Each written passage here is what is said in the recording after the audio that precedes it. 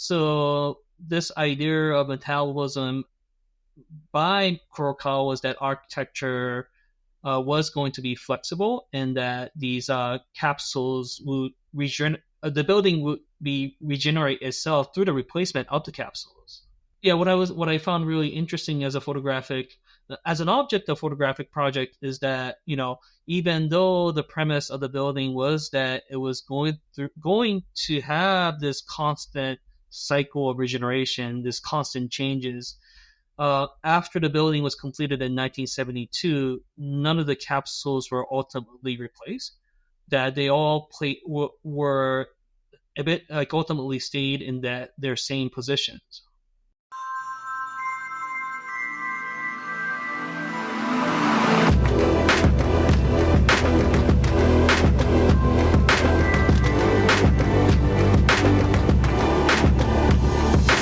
Let's start there. And the series is called 1972. And so we call it, we've been calling it Capsule Tower. But this is a great series to kind of start with.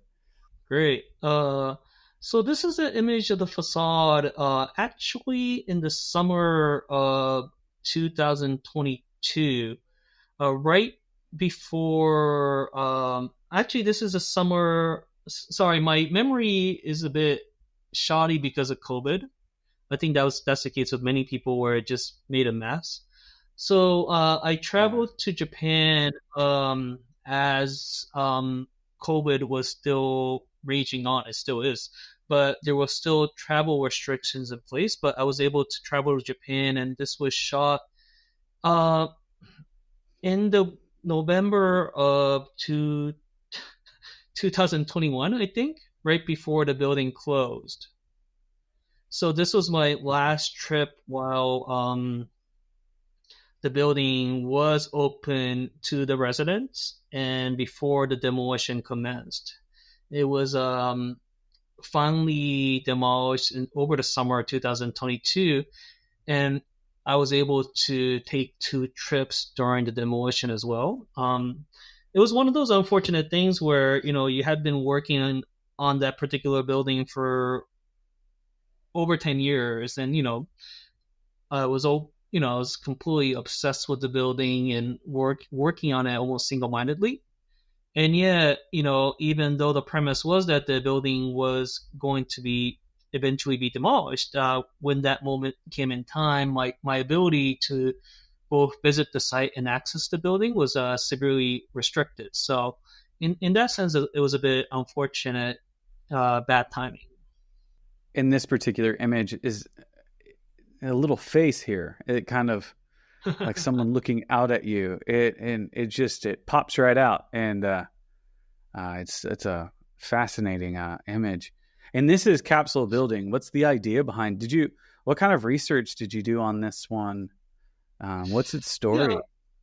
So this building was made by the architect Kishore Kurokawa as part of the Metabolism movement that was active in Japan in the 1960s. So the building is built up out of 140 prefabricated capsule units that are attached to 2 concrete shafts or cores. So the idea was that these capsules are all prefabricated at factory. They were then transported to Tokyo and attached to those concrete shafts. And the architect's argument was that these will be renewed every 20 to 30 years. So this idea of metabolism by Kurokawa was that architecture was going to be flexible, and that these capsules would the building would be regenerate itself through the replacement of the capsules. Yeah, what I found really interesting as an object of photographic project is that even though the premise of the building was that it was going to have this constant cycle of regeneration, this constant changes. After the building was completed in 1972, none of the capsules were ultimately replaced. That they all were a bit like ultimately stayed in their same positions for the duration of the building's existence.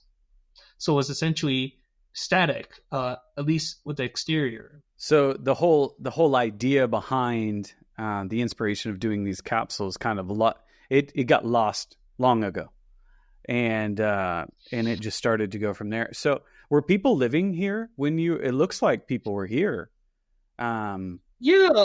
and so this was inhabited until it got taken down. Yes. So the in terms of like famous buildings and famous images too, I mean, needless to say, this was a very famous building in terms of like 20th century architecture.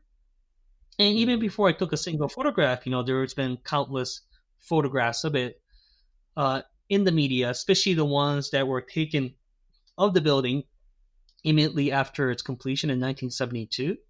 Uh, one of the some misconceptions that existed of the building, especially when I began the project, is that things like it was a failed build, it was a failure as a building, or it was a ruin or a type of abandoned building. But none of those are necessarily true in the sense that from 2010 at 2010 it was still very much like a building in use. The capsules were occupied. Even after the building opened, all the capsules were sold, in the sense that this was a condominium. So every capsule was available for sale, and they were all sold to private owners. So on an economic level, it was very much a success as a building. Why not keep it going? Why did they take it down eventually?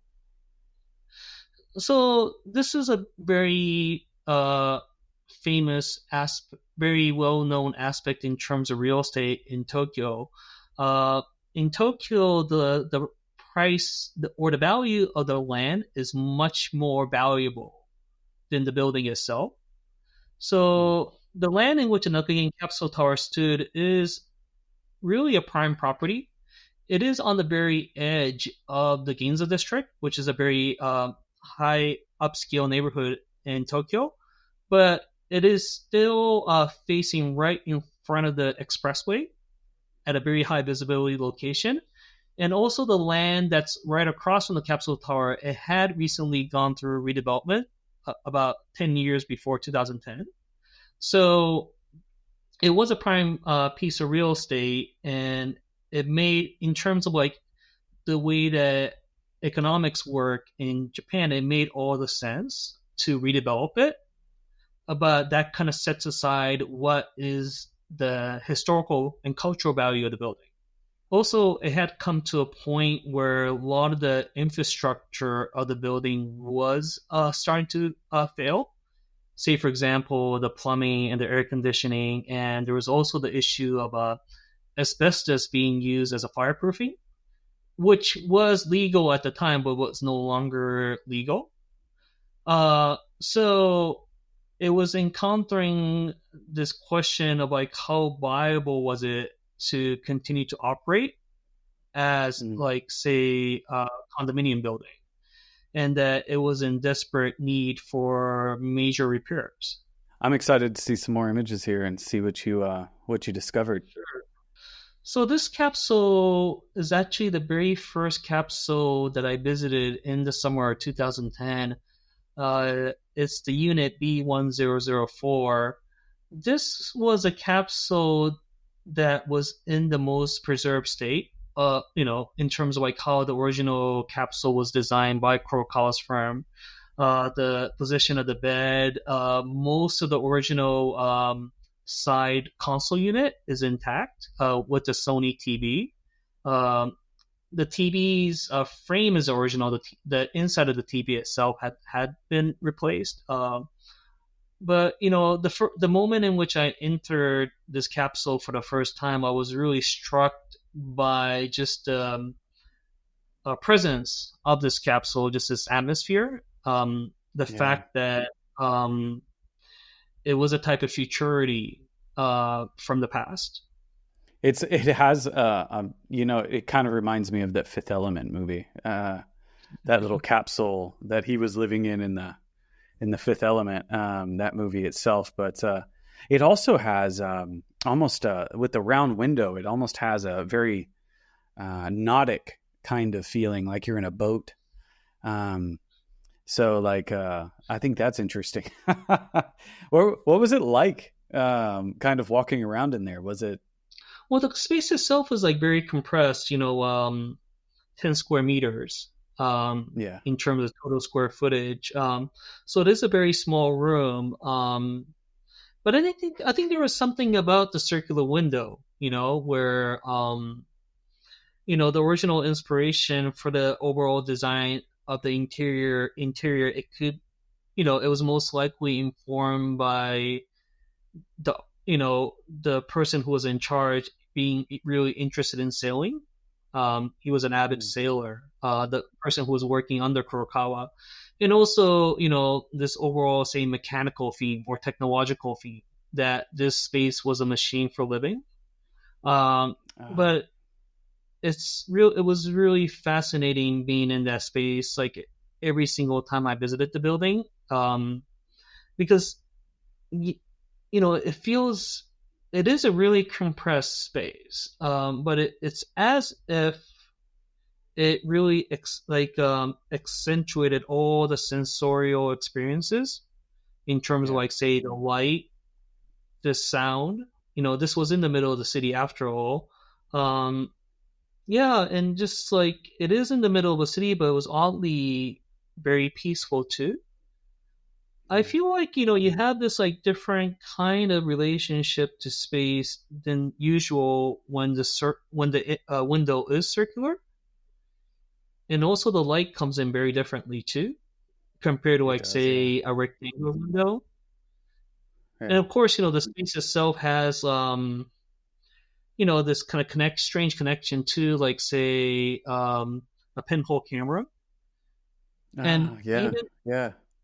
yeah, so this idea of being inside a body of a camera on a fundamental level in terms of design, and also all the original units themselves had these like windows that were basically these curtains that were fan shaped, so that was kind of like a reference to a leaf shutter of a lens too. So, so there's a lot of interesting kind of connections to the idea of photography or the camera itself.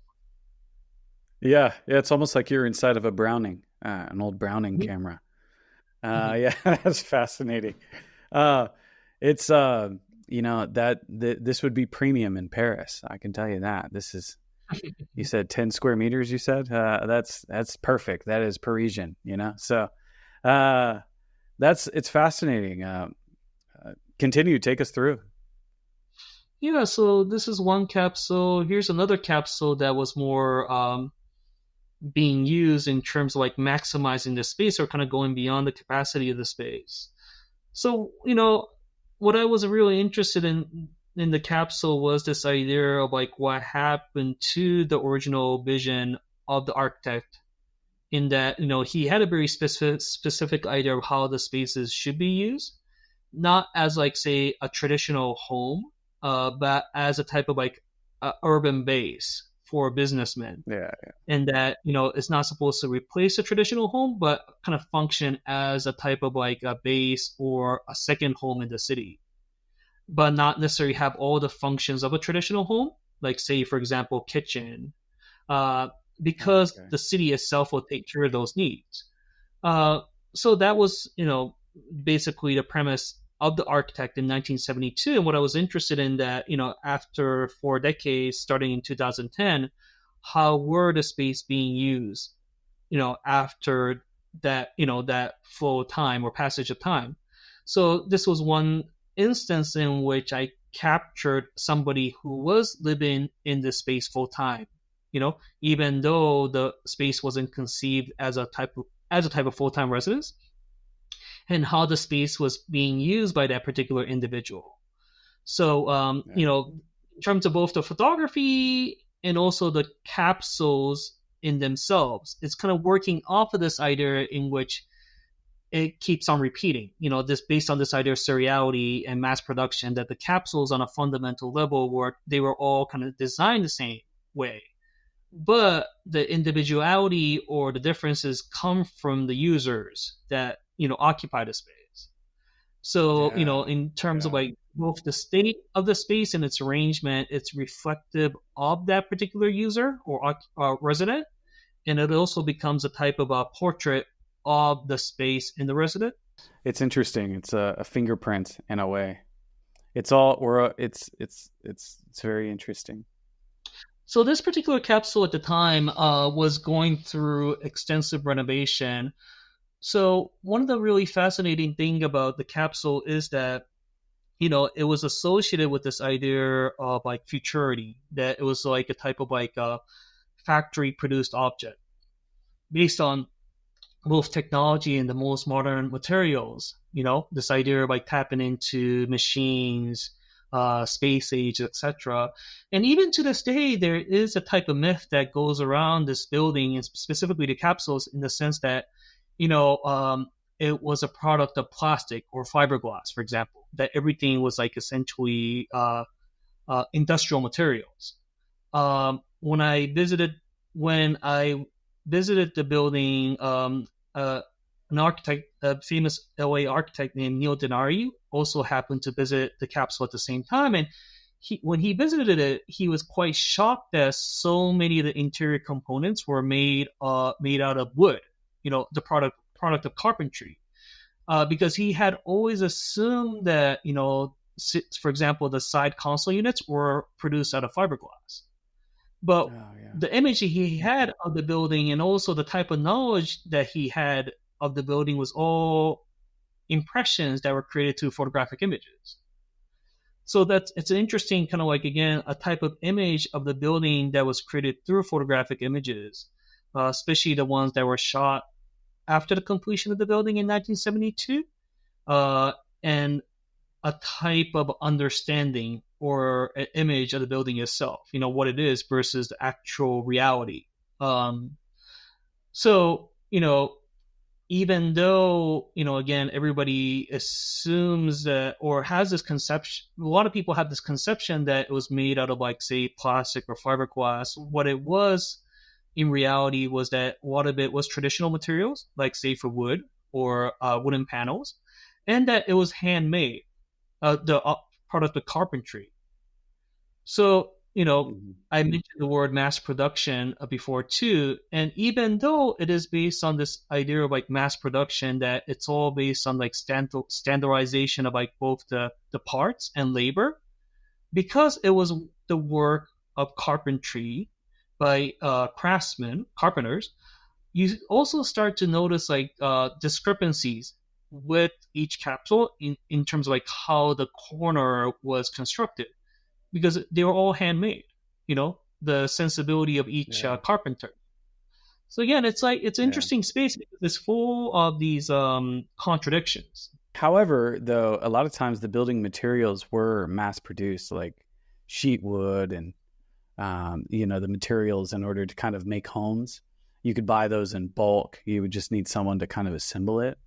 So Mhm. that does make sense. It's kind of like the whole IKEA model, flat packing and buying, that kind of stuff. So I think that's interesting for sure.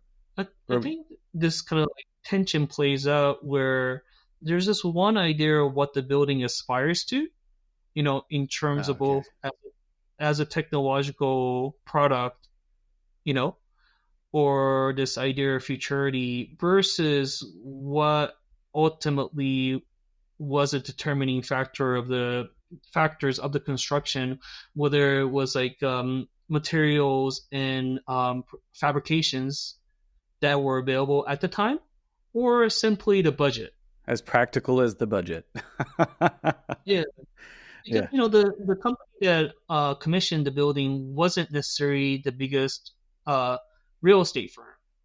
So a lot of it was determined by the scope of the project, specifically the Yeah. funding that was available and kind of working with the client on Kurokawa's part. Well, this is an image of the building in the summer of 2022, right at the very end of the demolition process, where all 140 capsules that were attached to the two concrete cores had been removed, then you see the base of the two concrete cores uh, on top of the artificial land base that was created on the second floor of the building. So, in a way, this was actually the end of the project itself, when the building ceased to exist.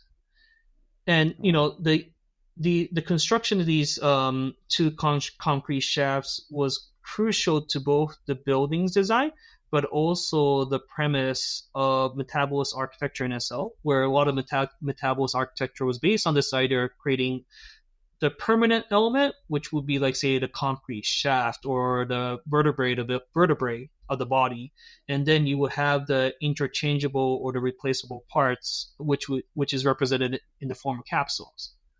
So in a way, you can always make the argument that capsules were intended to be replaced or could be replaced, but there was always going to be the permanent element, which is the concrete cores. So when the concrete core is destroyed, the building itself is destroyed in terms of its logic or design. What was that like for you? I think seeing it like this. You had spent some time there. So what was it like for you?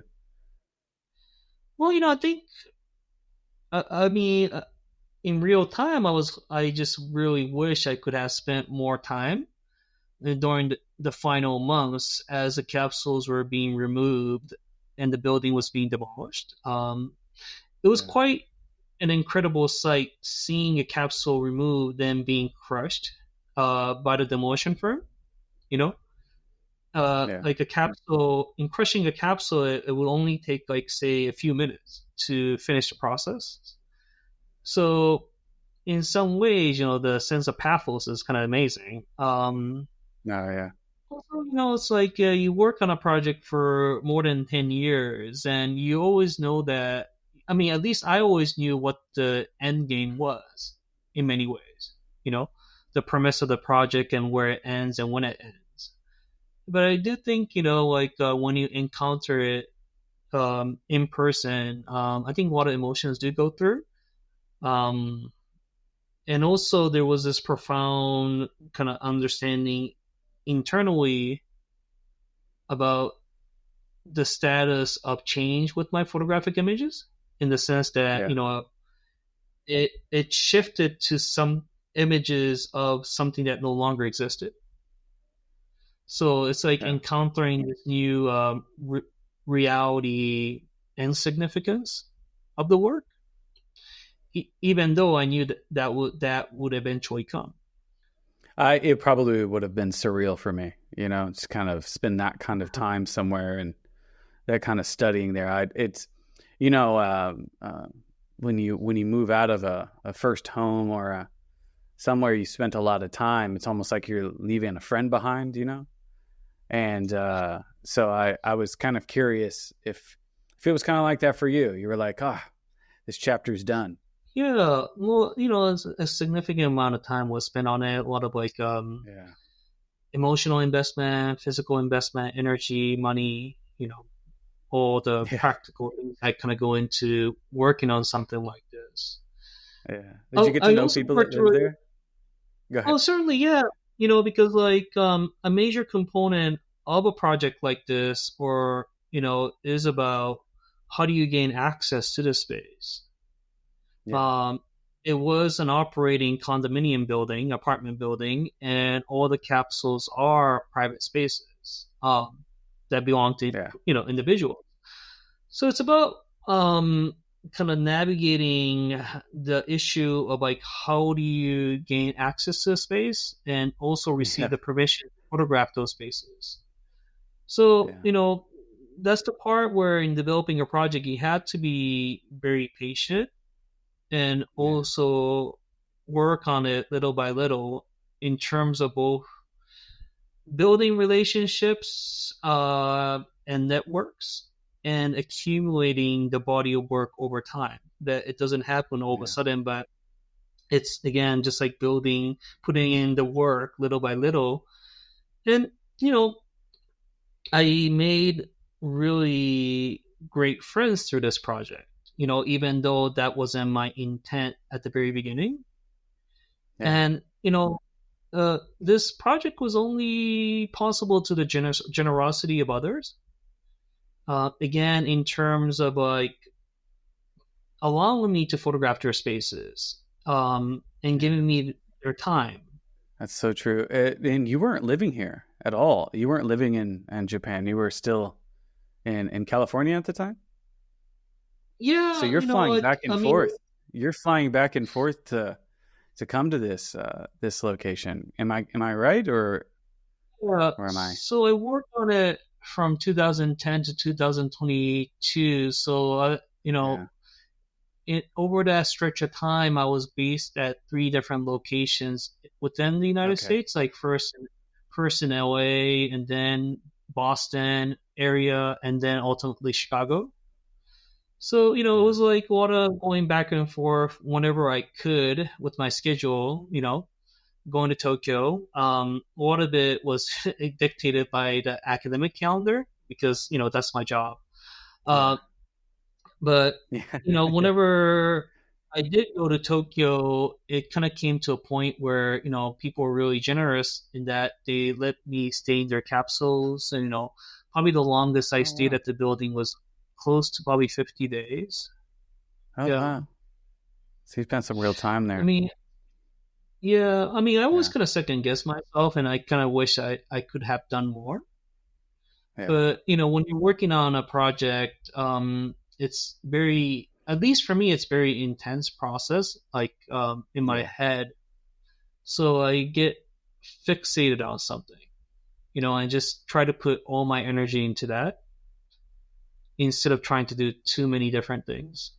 It's a singular focus. I've noticed a lot of artists have that. They have singular fascination. You were referencing one of our episodes on the Urbanaut with Jessica, and she has that same kind of focus, on something. And she goes, "I'm kind of obsessed with it." You know what I mean? I'm just curious about it, and so I photograph it, and it's really an interest of hers, and I can see that here.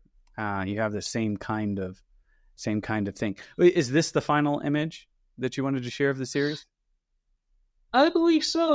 Like this Okay. image, I try to compress within the single frame, like the overarching idea of the project too, in the sense like, what was this building in relation to the environment that was developed or constructed after that point. Yeah.